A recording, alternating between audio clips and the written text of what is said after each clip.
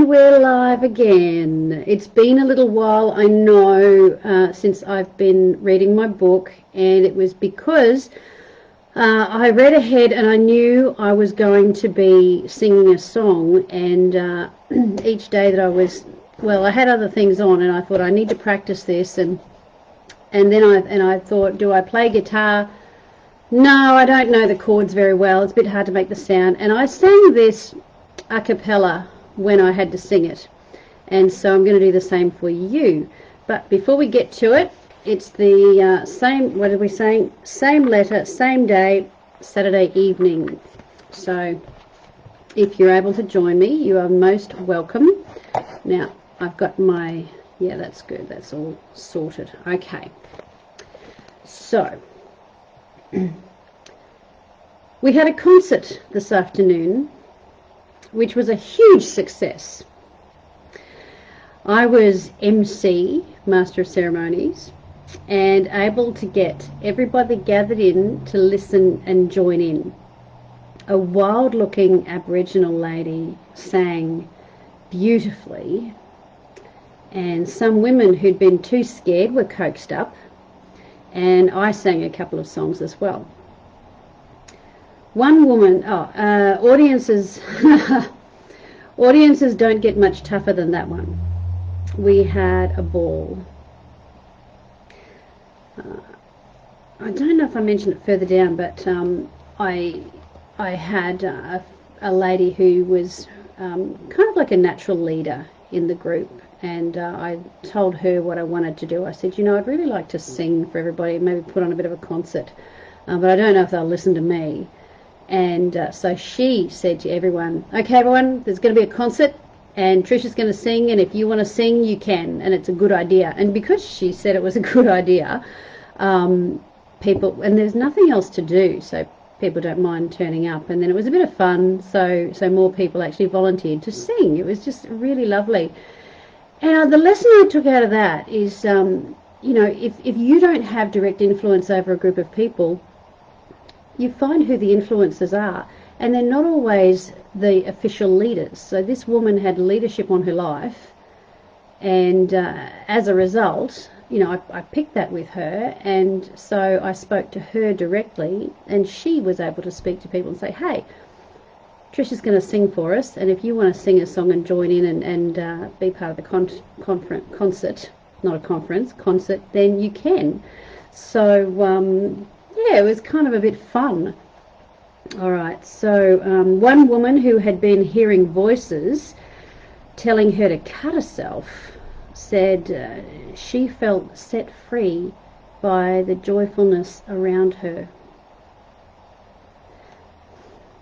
You know, fun and entertainment, good, wholesome, healthy entertainment isn't a trivial thing. It actually ministers to the soul, especially when someone's down. It can give them a lift and really help them, and that helps your mental ecosystem as well. All right, so I performed Miss Celie's Blues from The Colour Purple, and I have to give a shout out to Victoria Rubin. I haven't seen her in a long time, and I'm not sure if she's even on Facebook anymore. But many years ago, I took singing lessons from her, and this was one of the songs that we sang and that we practiced, and that I had that 20 years earlier and was able to remember it and bring it in to this group of women. If you are friends with Victoria Rubin, would you tell her, would you let her know that that Trish Jenkins sang the song she taught her in prison, and it really gave people a lot of joy. And I'll make this, I think I've got this as friends, I'll make this public. Is it too late to change this now? So that, well, anybody can visit it. So anyway, I'm going to sing that. So Miss Celie's Blues from The Colour Purple. They loved it, especially the dark girls. That's a movie that they really relate to. So it's a song from one woman to another about staying strong. I used a towel as a feather boa, and really hammed it up. And I expected a few sneers and accusations of being a show-off, which I am, of course, but there were none. Well, I'm a sanguine. I just, I enjoy, that's why I'm a professional speaker. I love being in front of people and encouraging them, and it's fun for me. Even the officers enjoyed it. And that was a relief, because we're actually not allowed to have unauthorized gatherings. So I suspect if I had sung the earlier mentioned 16th century folk song, Digger Duncanson Fry, you may remember My Thoughts Are Free, you may remember that I sang that the other day, we would have been shut down. I'd be carted off for inciting a rebellion. A line of that song is, "And should tyrants take me and throw me in prison, my thoughts will burst freely like blossom in season." Okay, time to sing. And I'll sing a cappella, because I had no guitar where I was singing this. This was actually in the block, in that concrete yard area that we had. No, it wasn't. It was inside, inside in the hall area. And I sang.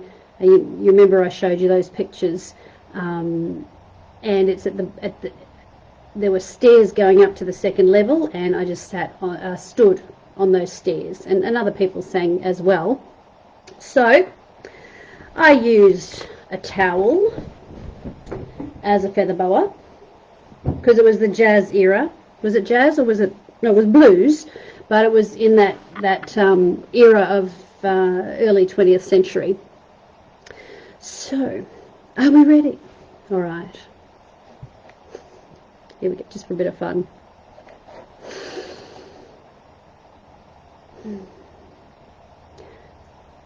Sister, you've been on my mind. Sister, we're two of a kind, my sister. I'm keeping my eye on you. I bet you think I don't know nothing but singing the blues. Oh, sister, have I got news for you? I'm something. I hope you think that you're something too. Oh, scuffling, I've been up that lonesome road, and I've seen a lot of suns going down. Oh, but trust me, no low life's gonna run me around. So let me tell you something, sister, remember your name. No twister is gonna steal your stuff away, my sister. We sure ain't got a whole lot of time. So shake your shimmy, sister, 'cause honey,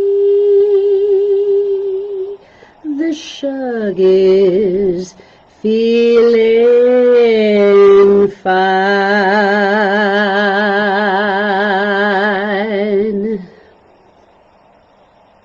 And the crowd goes wild. Whoa!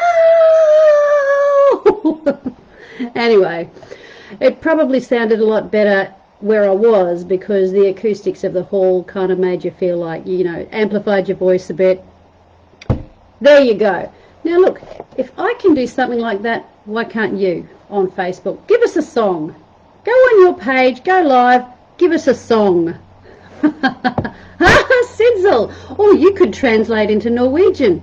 Sidsel's on, and she was, when I went to Norway, Sidsel was my interpreter, and she was brilliant. But I didn't sing from the platform there, although we did sing. So it was fun. Lovely to see you again. I hope you're doing well. All right. Well, for the rest of that letter, You know, I do workshops on how to be brave, and it took a bit of brave to sing that song. So, you know what? Do what you're afraid of. Don't be afraid of what people think, and have fun doing it. And then it's done and it's out there, and there you go. So, all right. And the letter goes on.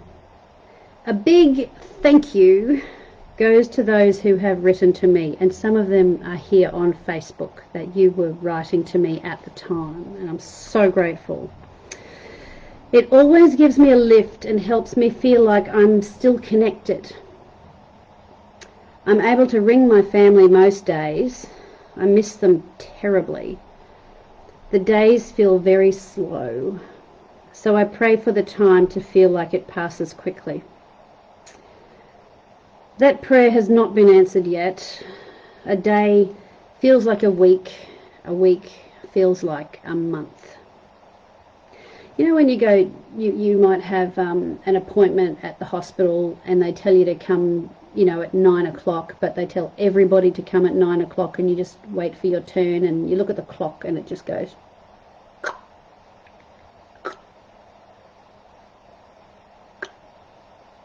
Yeah, actually it'd be this way, wouldn't it? So slow, so slow. That's what it's like. Remember when I came home and Tony Scown said to me, "Oh, that went quick."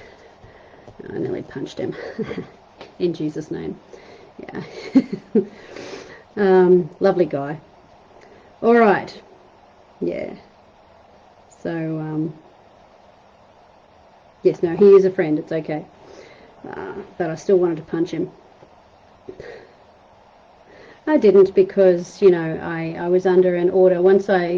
So when I got sentenced, it was suspended after, so it was a 2.5 year sentence, suspended after 8 months. So if you do anything wrong after you come home during that period of time afterwards, which was another 3 years of suspension, then anything wrong, straight back in.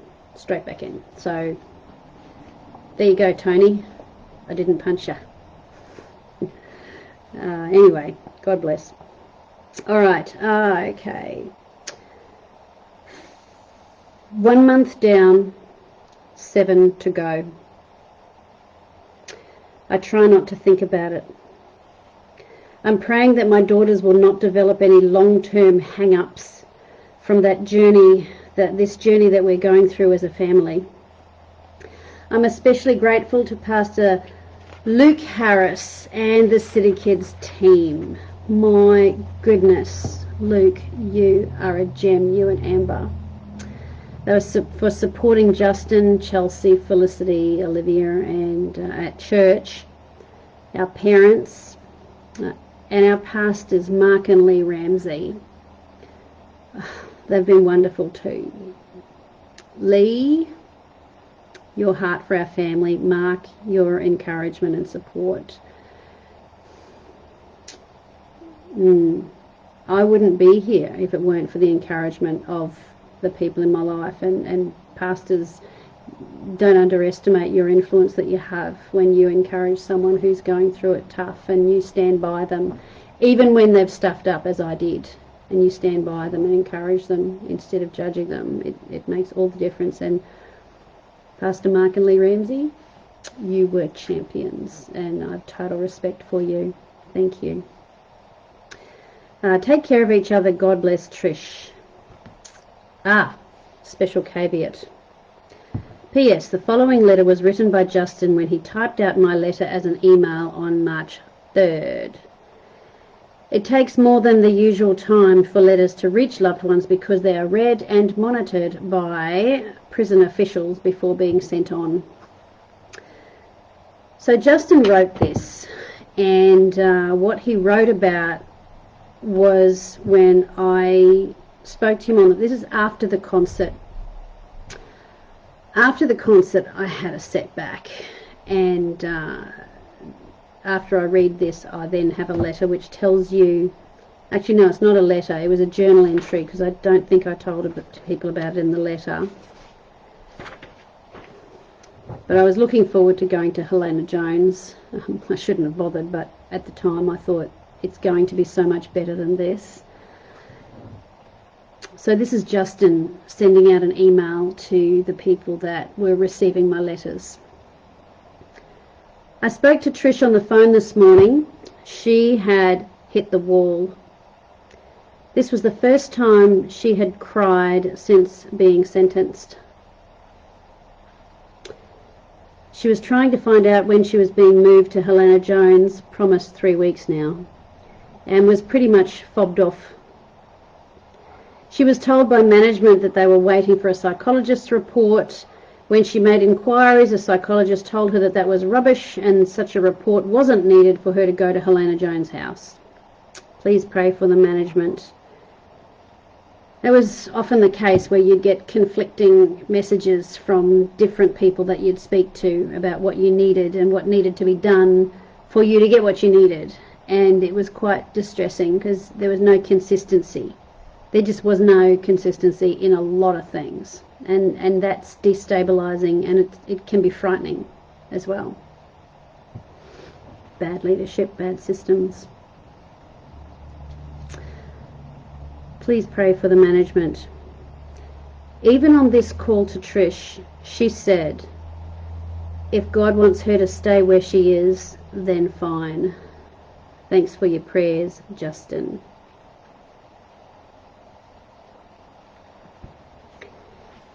There's something to be said for handing your life over and just going, God, you know what's best. This is what I want, but you know what's best. And there's a relief to it. So even though you might be going through a tough time at the moment, there's a lot of uncertainty with the COVID around. And some of you may not know God, but he can be trusted. You can hand your life to him. Yeah, it was a tough time. It was just that frustration of poor management, being told different things, and I just... that was it, and I cried on the phone to him, and his voice, he was so... Justin has a really lovely, manly, beautiful phone voice, and it was so... his voice on the phone would wrap around me. It would come into the yard in the prison, it would wrap around me and bring me comfort, and I'd be in this bubble of him, his voice, and then it would cut out because 10 minutes had finished. But no matter how tough things are, they can get better. They can. Look at it differently. Look for the good, look for the hope, because the book gets better. It does, I promise. Okay. It gets a whole lot worse at times too, but you're going to enjoy it. All right. Bless you heaps. I hope you enjoyed the song. Let me know. Don't tell me if it was horrible. It's okay. I don't claim to be a singer. It was just a bit of fun. All right, so that's it, and I'll see you next time. Bless you. Bye.